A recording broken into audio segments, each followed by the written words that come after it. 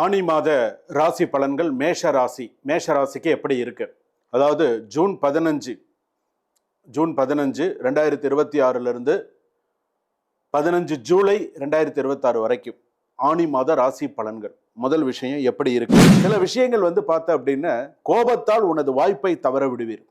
உன்னுடைய கோபமே உனக்கு முதல் எதிரியா சமயத்தில் ஆவணங்களில் கவனக்குறைவு இருந்தால் தாமதமாகும் அல்லது சிக்கல் ஏற்படும் அப்படின்னு சொல்லியிருக்கேன். ஸோ கொஞ்சம் குடும்ப விழாக்களில் கருத்து வேறுபாடு வரலாம். ஒரு குடும்பத்தில் ஒரு ஃபங்க்ஷன் பண்றீங்க அப்படின்னு சொன்னா, இப்போ ஆனி மாசத்துல ஏதாவது ஒரு ஃபங்க்ஷன் என்ன நீ பெருசா இப்போ சாதிச்சுட்டா பண்ணிட்ட, அவன் நான் அவ்வளவு தூரம் கஷ்டப்பட்டு இந்த குடும்ப விழால அடிதடி சண்டை வந்தாலும் ஆச்சரியப்படுறதுக்குல பொட்டுச்சு அடிச்சு அவனை சட்டையை கிழிச்சு விட்டு இதெல்லாம் நடக்கும். நீங்க எழுதி வச்சுக்கோங்க, இதெல்லாம் இருக்கும்.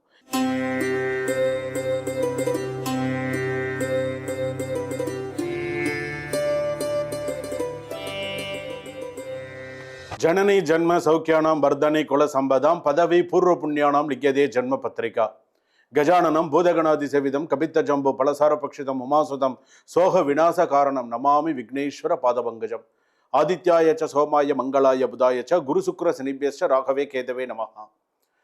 உலகெங்கும் வாழக்கூடிய ஜோதிடர் யுகம் நேயர்கள் அனைவருக்கும் வணக்கம். நான் உங்கள் டாக்டர் வி ராஜ்குமார் சிவாச்சாரியார் பேசுகிறேன். எல்லாரும் எப்படி இருக்கீங்க? நலமா இருப்பீங்க நம்புறேன். உங்கள் எல்லாரையும் இந்த காணொளி மூலமாக சந்திப்பதில் மிக மிக மிக மகிழ்ச்சி. அடுத்ததாக நான் ஒரு விஷயம் சொல்லணும். அடுத்ததாக நம்ம இப்போ பார்க்கறது ஆனி மாத ராசி பலன்கள். ராசி பலன் ஆரம்பிக்கிறதுக்கு முன்னாடி ஒரு வார்த்தை, இன்பமே சூழ்க எல்லோரும் வாழ்க.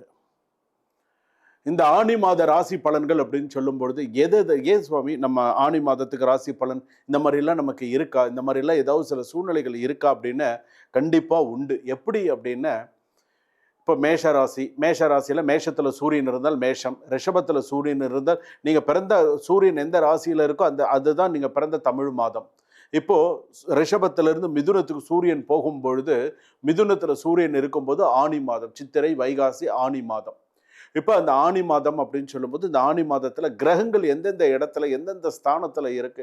மேஷத்தில் செவ்வாய் இருக்கார், மிதுனத்தில் சூரியன் புதன் மாதிரி கிரகங்கள், சந்திரன் இன்னைக்கு தேதியில் நம்ம பார்க்கும் பொழுது, அதே போல் கடகத்தில் குரு சுக்ரன், அதே போல் சிம்மத்தில் கேது, கும்பத்தில் ராகு, அதே போல் மீனத்தில் சனி, இந்த மாதிரி கிரக அமைப்புகள். அப்போ இதை வச்சு இந்த ஆனி மாத ராசி பலன்கள் எப்படி அப்படிங்கிறத நம்ம சொல்லலாம். எப்படி சொல்லலாம்னு, இந்த 12 ராசிக்குமே எது எதெல்லாம் நல்லது, எது எதெல்லாம் கெடுதல் உண்மையே இருக்கு. ஏன்னா சில விஷயங்கள்லாம் இருக்கு. எந்தெந்த விஷயத்துல நீங்க கவனமா இருக்கணும், எந்தெந்த விஷயத்துல எச்சரிக்கையா இருக்கணும், எந்தெந்த விஷயத்துல நீங்க எச்சரிக்கையா இல்லையோ அந்த இடத்துல ஒரு அலர்ட் மணி மாதிரி அடிக்க ஆரம்பிச்சிடும். ஸோ அதனால தான் இந்த ராசி பலன்கள். ஸோ இந்த மாசத்துல நீ இப்படி இருக்கணும், இந்த மாசத்துல நீ இப்படி இருக்கணும் அப்படின்னு சொல்லி சில பேருக்கு, சில ராசிகளுக்கு புதிய விதி பாதையை காட்டும் அப்படின்னு சொல்லலாம். சில ராசிகளுக்கு கஷ்டப்பட்டவர்களுக்கு களம் மாறும் நேரம், பொறுமையாக இருந்தவர்களுக்கு பலன் கிடைக்கும் நேரம் அப்படின்னு கூட சொல்லலாம். பணம், வேலை, காதல், குடும்பம், தொழில், எந்த ராசிக்கு ஏற்றம், எந்த ராசி அலர்ட்டா ஜாக்கிரதையா கரெக்டா இருக்கணும். 12 ராசிக்கும் சொல்ல போறேன் எப்படி இருக்கு, என்னென்ன பண்ணணும், எந்தெந்த ராசிகள் கொஞ்சம் விபரீதமா இருக்கு, எந்தெந்த ராசி ஸ்மூத்தா ஓரளவுக்கு கொண்டு போயிடுவாங்க ஆனி மாதம். ஏன்னா நமக்கு இன்னைக்கு இருக்கிற இந்த உலகத்துல நித்தியகண்டம் பூர்ணாயுசா இருக்குங்க. ஒரு நாளும் நமக்கு என்ன நடக்கும்னு நமக்கு தெரிய மாட்டேங்குது. அந்த மாதிரி உள்ள உலகத்துல நம்ம வாழ்ந்துகிட்டு இருக்கோம். நித்தியகண்டம் பூரணாயுசுன்னு சொல்றாங்களே, அந்த மாதிரி. விதி எழுதாததை முயற்சி எழுதும் மாதம் ஆனி மாதம். காத்திருந்தவர்களுக்கு கதவு திறக்கும், அவசரப்பட்டவர்களுக்கு பாடம் புகட்டும். நீ அவசரப்படுறியோ உனக்கு பாடம் புகட்ட போறது. இந்த மாதம் உனக்கு ஒரு முடிவு எடுத்தால் வாழ்க்கை மாறலாம். சில ராசிகளுக்கு ராஜயோகம், சில ராசிகளுக்கு எச்சரிக்கை மணி. ஸோ கவனமா இரு. இந்த 12 ராசி முழுமையா நீ கேளு. அப்போ உன் ராசிக்கு என்ன சொல்றேன், உன் ராசிக்கு என்ன அப்படிங்கிறது நீ தெரிஞ்சுக்கலாம். உழைப்பவர்களுக்கு உயர்வு உறுதி, அலட்சியம் செய்வதற்கு அலர்ட் உறுதி அப்படின்னு சொல்லலாம். மேஷம் முதல் மீனம் வரை உங்கள் ராசிக்கு ஆனி மாதம் என்ன செய்தி கொண்டு வருகிறது, முழு பலன்களை நீங்க பாருங்க. ஆனி மாத ராசி பலன்கள் மேஷ ராசிக்கு எப்படி இருக்கு? அதாவது ஜூன் 15 2026 15 ஜூலை 2026 வரைக்கும் ஆனி மாத ராசி பலன்கள். முதல் விஷயம் எப்படி இருக்கு? அஸ்வினி நட்சத்திரம், பரணி நட்சத்திரம், கிருத்திக நட்சத்திரம் 1ஆம் பாதம் வரையில மேஷ ராசி எப்படி இருக்கு? ஒரு விஷயம் சொல்லணும் அப்படின்னு சொன்னா, வேலை மற்றும் தொழிலில் நல்ல வாய்ப்புகள் கிடைக்கும், சிறப்பா இருக்கு. நான் சொல்ற ஒவ்வொரு பாயிண்ட்ஸா பார்த்துட்டே வாங்க, கடைசி வரைக்கும் ஸ்கிப் பண்ணாம பாருங்க.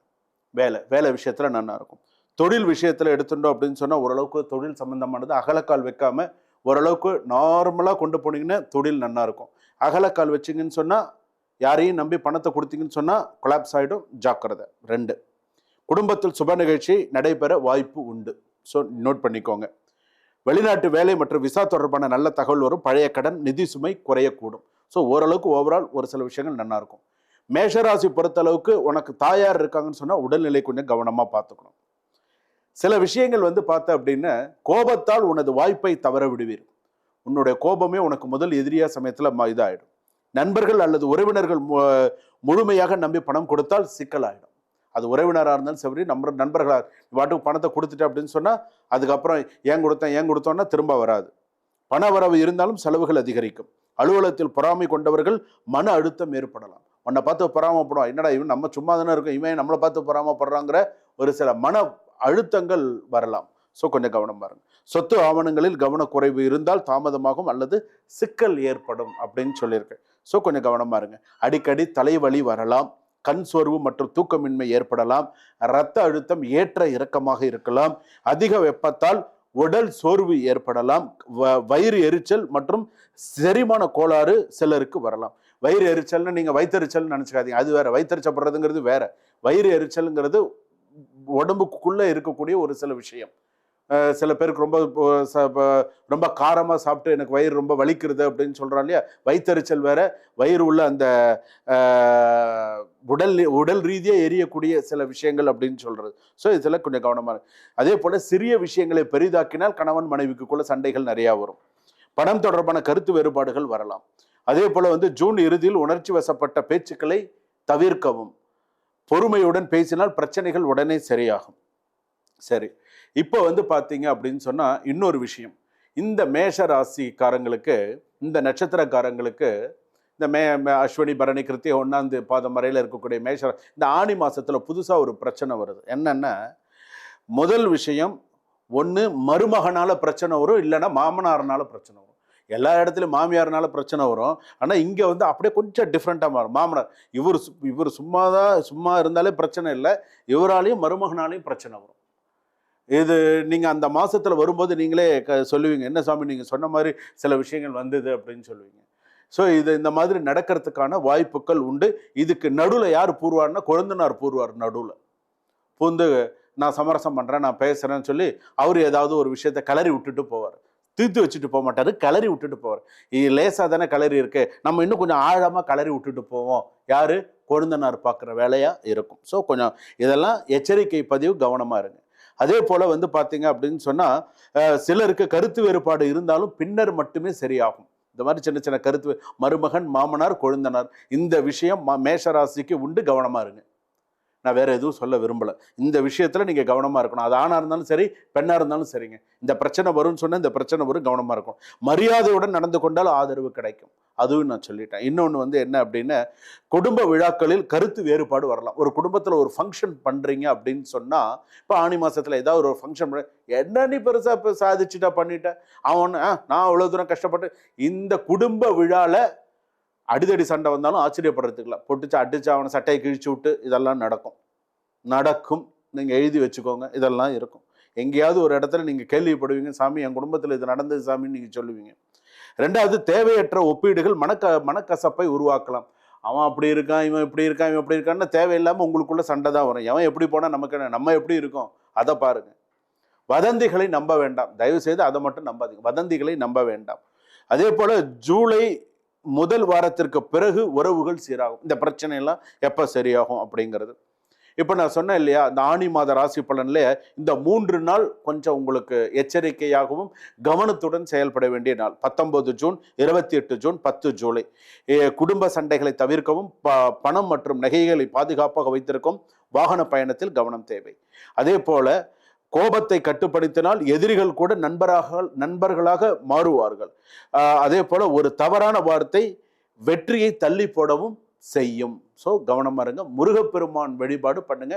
6 தீபம் ஏற்றி வழிபாடு பண்ணுங்க. அகல் விளக்கில் ஏற்றினாலும் 6 தீபம் ஏற்றி மல்லிகை பூ சாற்றி முருகப்பெருமானுக்கு அர்ச்சனை பண்ணுங்க. கூடியமான வரைக்கும் வர சண்டைகளை தவிர்த்துக்கோ. இந்த ஆணி மாத ராசி பலன்கள் எல்லாம் நம்ம பார்த்தோம்.